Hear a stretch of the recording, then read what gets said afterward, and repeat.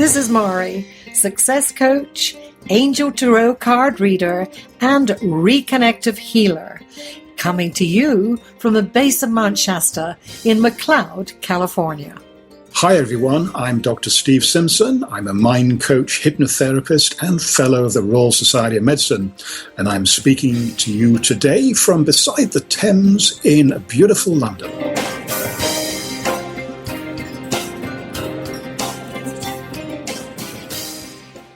This is Mahri in McLeod, California, at the base of Mount Shasta. And today we experience some major interference, which we give credit to the Earth's electromagnetic field and geomagnetic storms. We have done our best to edit this. Enjoy. Well, today's topic is luck. And the avenue toward that is HeartMath. So, Dr. Steve, we've got some kind of conversation going on today. What do you think? Well, I'm looking forward to it. HeartMath is one of the tools that I use with pretty much all of my clients. It's being increasingly used by lots of other institutions, Olympic athletes, for example, schools, business. And like so many good things, it comes from your country, actually. HeartMath is an American organization. And how were you led to your exposure on HeartMath? I can't really remember. I think I heard the word 2 or 3 times from people and didn't really make the connection. And then for some reason, I think I got one of these emails and had a look at it, and I pressed on the link. And as soon as I did a little more research, I knew I wanted to find out more about it. So that was really how it started. It was by accident, like so many other good things in life. Well, the neat thing about our conversation is that you come at life, and for a natural reason, from more of a scientific way. And I've always come at it from a heart way. So there's no accident that we're together, because this brings the world together in understanding. And I, in fact, was introduced to HeartMath a couple of years ago. It was during a very interesting seminar where Lee Carroll, who was channeling Cryon, and I was so wrapped up in the heart part of that when they came to this part of the seminar where brought in HeartMath, my mind was just switched off. And I thought, okay, what did I miss? And now here it comes again. So what do you believe created a breakthrough for you in HeartMath? Well, the breakthrough really was, I suppose, taking the plunge and going on a course to learn all about it. It was a course that was run particularly for people who were working as sports coaches, and sports coaching is one of the things that I do quite a lot of. And I realized straight away that this was something I could use with all my sports clients. And of course, it didn't take me very much longer to realize that I could actually use it on anybody, whatever they came through the door with or wanting help with. And you mention our backgrounds. You're very much from the artistic side. And I suppose from my background, you would say I'm very much from the scientific side. I have to remind myself, I do actually have quite a lot of scientific qualifications, but I've had a fairly major change over the last 8 or 9 years, and I would now consider myself more artistic and creative than a scientist. And along the way, I've ditched quite a lot of that scientific dogma, as I recognize that despite what all the professors were trying to tell me, that was far from being the whole truth on many occasions. So the heart rules, huh? It certainly does. Back to the science thing. I don't know if you've heard of a very famous astrophysicist called Stephen Hawking. He's that man from Cambridge who has to live in a wheelchair because he can hardly move any of his muscles. In fact, they made a movie about him last year. Well, he's written a few books, and I've tried to read them. and I've never got to the end. And even after a few pages, I have a splitting migraine and have to lie down somewhere with a damp cloth over my head and a pair of sunglasses. But there was a very good editor's note or something that a co-writer wrote about him. And they said that they'd advised Stephen Hawking that for every equation that he put in a book, he would lose half of his audience. So we can't afford to lose half of our audience, can we? So I just want to reassure especially you and our audience, that even though HeartMath is considered scientific, we are not going to talk very much, if at all, about science, because the bottom line is that this is a simple technique that everybody, as long as they're going to put in some practice, they will be able to do it and get some pretty good results too. So what happened for me is that I had a couple of days where I was feeling sort of low, and I thought, this energy was totally depleted. And okay, this is a perfect time for me to take a shot with HeartMath. And I did. And I absolutely got lost in it. And before I knew it, I was switched into a beautiful space. And yes, I had regained quite a bit of my energy. So I became a believer immediately. And I thank you for that. Well, it's my pleasure.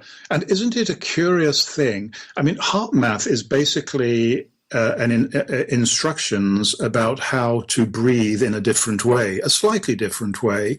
And by doing that, one brings one's heart and one's mind into coherence. And as a result, it is not surprising that people who try this, like you did, you feel you have more energy, because that's what the whole thing is about. But the curious thing is that ever since the exact moment that we were born, we've been able to breathe without thinking about it. And it's only really the last few years that I've started to recognize how important the correct form of breathing is for all of us. And they should teach this at school. And, well, of course, they're starting to, but a bit too late for me, and perhaps you, Mahri, although I know you're a lot younger than I am. Thank you. Yes.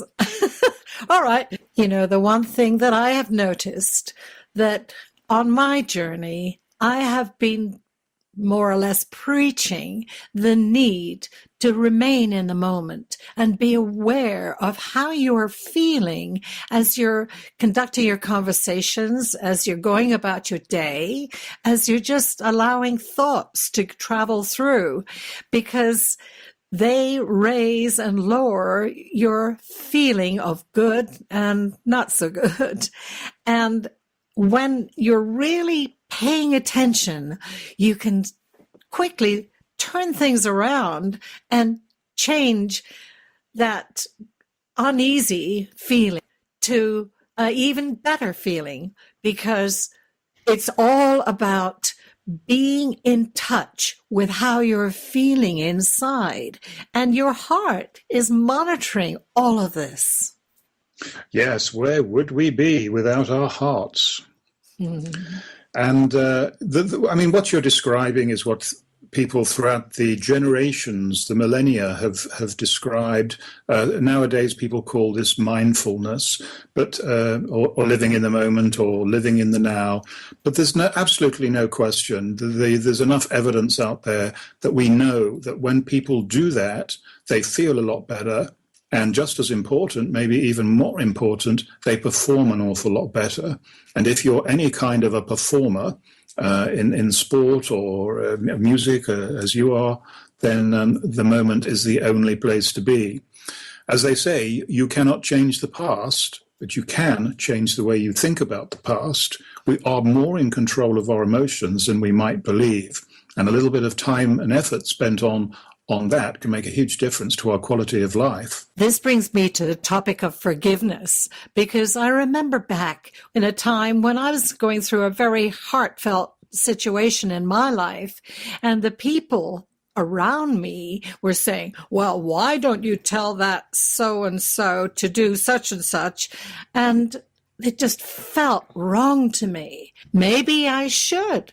So I started to do what they were suggesting, and oh no, that did not feel right. So I stepped to the place of forgiveness, and I recognized absolutely in that most powerful way how forgiveness brought calm. Yeah, it does. And what you were doing really was following your instincts, because we are a very intuitive form of animal life.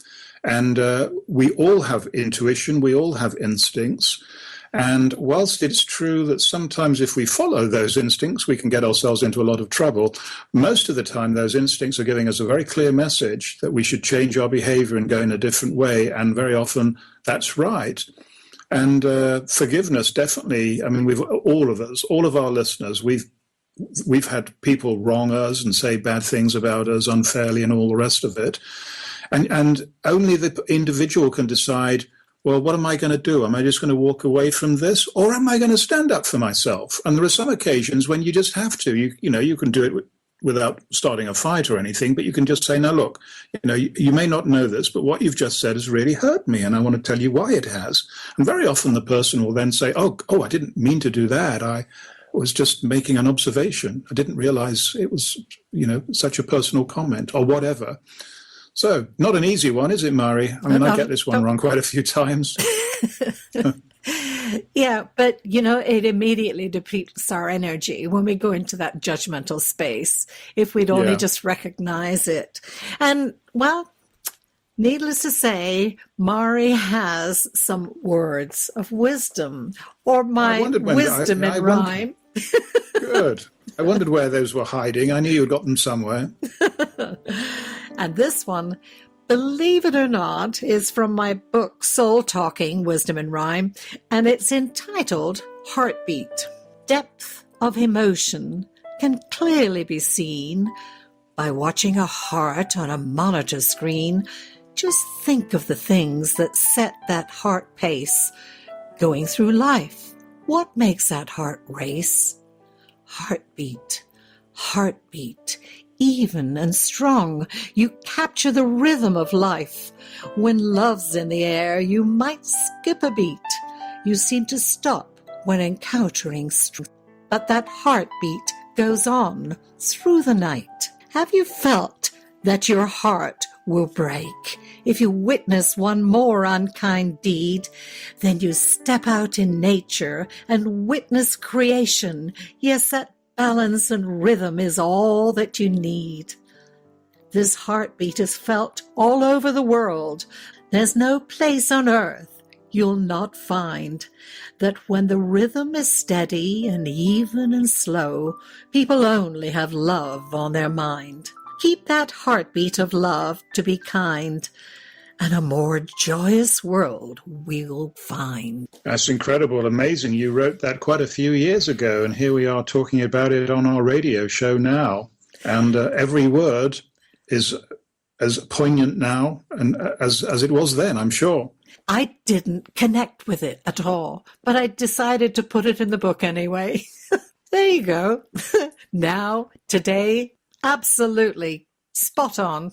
I love it. Now, practicing HeartMath, it's not a recipe. There isn't one size fits all. And I've been doing my HeartMath meditation or exercise, whatever you want to call it, every day now for about the last 5 or 6 years. And every day my score is different. Some days I have good days, some days I have bad days.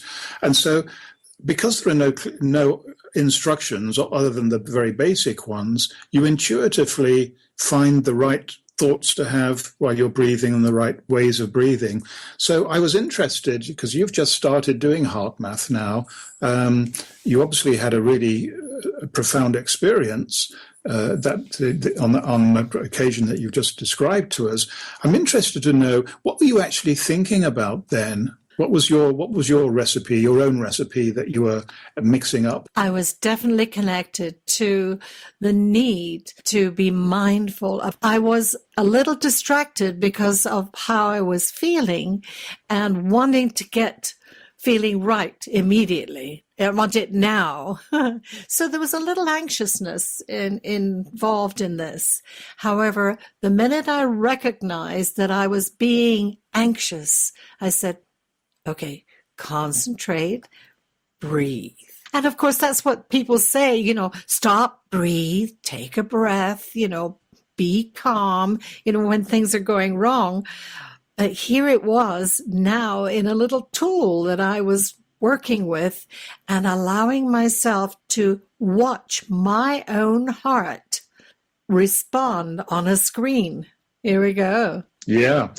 And we said on previous programs, it's very hard to be anxious when you're breathing slowly. And equally so, it's very hard to be relaxed when you're breathing fast.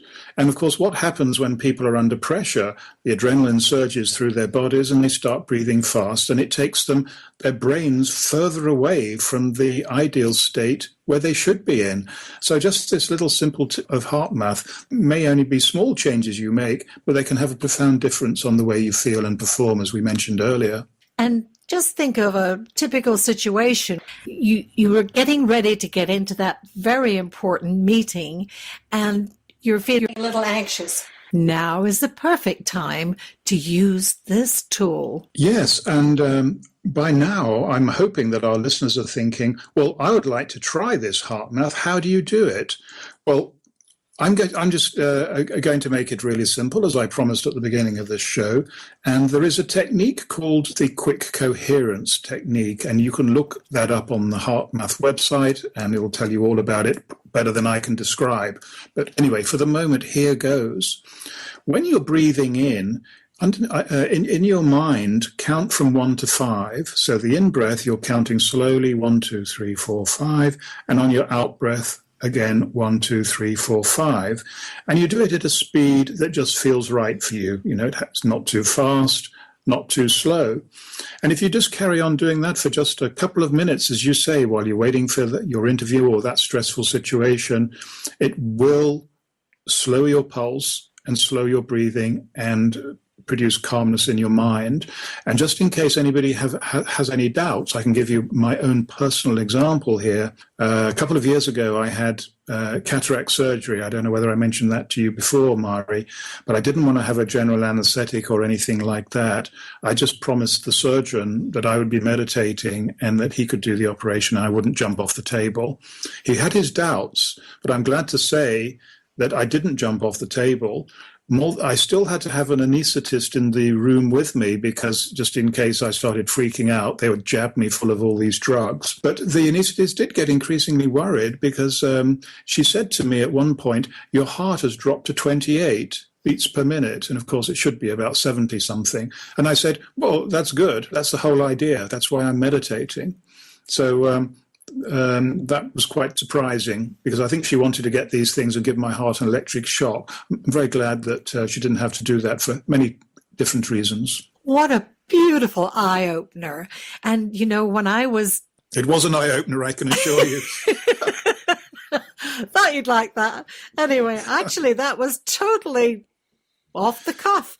Anyway, that's the way this conversation should go. When I was reviewing for this, I discovered there's also a movie and a book called The Power of the Heart. And it's written by Baptiste Dupap. And the movie is the same director as The Secret. I saw just a trailer, and I'm definitely going to watch this because of what people have done through the power of the heart. Yeah, there's plenty that we can do. And so there we are. Do you think that's enough for HeartMath? Or what else do you think our listeners might want to know? Oh. Or have we given them enough to be chewing on for the moment? I think they're probably heart-bound by this. Okay. No, there's one other really cool thing actually that yes. I'd love to mention. Now, our bodies are full of energy. I think everybody can accept that. You can wire people up and you can measure the electric currents that go through them. You can measure the electric currents in the brain when they're thinking about various things and all the rest of it. So we're living in our own little force field. And the force field strengthens when people are in meditation, when people are doing their HeartMath, and these waves actually seem to radiate from around the body, but the core of that radiation is the heart. And if you are sitting next to somebody, then they start resonating or exerting the same kind of energies that you're doing. So that's why you can calm other people down. And I'm sure that therapists do that all the time, and they don't even really know what they're doing. But that's what's happening. And it works with animals as well. So animals probably pick these things up more quickly than humans do, because they're doing it all the time. They don't speak. They don't speak words. So life is simpler. They're just reading the signals and making emotional decisions. So that's just another benefit of HeartMath. What came up for me when you said that was in situations of really absolute strife where somebody is being perhaps attacked, if they can hold place and the power of compassion in their heart at the time the attacker is on the attack, often, and it is being proven that the attacker will stop. Well, I hope that none of us have to put that to the test. And I think it would take some willpower in a situation like that to try that approach. But it wouldn't surprise me. And as you were speaking, I was just remembering an evening that I had with a very remarkable man who was doing pretty much just that. This man is a rock star from the Czech Republic, and he also does lots of martial arts, and he does HeartMath. And the crazy thing is, he travels all over the world, jumping into the oceans, trying to swim with sharks. Now, he's not carrying oxygen or anything like him. He's just got his diving mask and fins, and he will swim about 30 feet down. And I've seen the videos. The sharks will be all around him, and he will try and reach out and grab their tails and hitch a lift with them. And these are what would be called, man-eating sharks. And he's never had any problem at all. And the sharks are just, they're taking no particular notice other than curiosity. So I asked this man, I said, look, how are you doing this? And he said, it's purely through HeartMath, because I'm dropping my heart rate. And so the sharks know that I'm not agitated, I'm not anxious, I'm just a normal fish, swimming in their environment, and they more or less ignore me. And so that is just phenomenal. That's what happens when we eliminate fear. Yeah, well, this man has spent his whole life eliminating fear, and it makes me frightened for him, frankly, because I think a little bit of fear is probably good. But this person, he hasn't got a trace of fear in his body. Well, I think this rounds off the program beautifully. The bottom line is that when we eliminate fear and when we bring in a lovely, calm heart, we can bring all kinds of luck into our lives. So, what's next in our journey of luck? Well, this section has three components, and as I've mentioned earlier, they're the tools that I use pretty much with every client, and I've enjoyed sharing them with you, and particularly now you're starting to use some of them. In fact, the chances are that you're using all three of the things that we've talked about, but you're doing it intuitively and unconsciously. And those three things, just to recap, we started with this technique called havening. Today's program was about HeartMath, and the next program is a word that also begins with H, and it's a word that it's a Marmite word. People either love it or hate it. If you, I don't know whether I know you know what Marmite is, but it's a vegetable spread that we have in the UK. And when British people go abroad, they always are asking their relatives to post them some Marmite, and I see our producer sticking his finger down his throat. Obviously, doesn't like it. So anyway, we're going to talk about hypnosis. But just like these things, hypnosis is a very natural thing. Most of us do it ourselves without knowing about it. But if one knows a little more about hypnosis, you can do it a lot more too. And there are times in life when it can be very helpful. So that's something that I'm looking forward to talking about on the next show, Mahri. And I'm sure you're going to bring your a bucket of songs, rhymes, reasons, intuitive thoughts, and all the rest of it. You bet. And till then, have a wonderful day. And don't forget, you can contact us and let us know what your questions might be. Yeah, we look forward to hearing from you. And thanks for listening to today's show. And Mahri, thank you, and Harry, and greatly look forward to next week. Bye for now. Angel Corner Retreat Radio is produced by Happy Radio Network in our studios in McLeod, California. Thank you for listening.